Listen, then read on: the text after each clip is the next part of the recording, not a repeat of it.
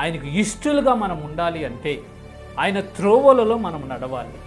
ఆయన యందు భయభక్తులు కలిగి ఆయన త్రోవల్లో మనం నడవగలిగినప్పుడు, ఆయన వాక్యానుసారమైన జీవితం మనం జీవించినప్పుడు మనము ఆశీర్వదించబడతాం, మనము వర్ధిల్లుతాం, మన బిడ్డలు దీవెనకరంగా మార్చబడతారు, ఆశీర్వాదకరంగా ఉంటుంది మన కుటుంబము అని పరిశుద్ధ లేఖనాలు సెలవిస్తున్నాయి. హానోకు దేవునికి ఇష్టడుగా ఉన్నాడు, దేవునితో కలిసి నడుస్తూ ఉన్నాడు కాబట్టి హానోకు కుటుంబము దీవించబడినట్లు మనము చూస్తాం. ప్రియమైన దేవుని బిడ్డలారా, ఈ హానోకు అని ఆయన 7 విషయాల్లో దేవునికి ఇష్టడుగా నడిచినట్లు మనము చూస్తాం.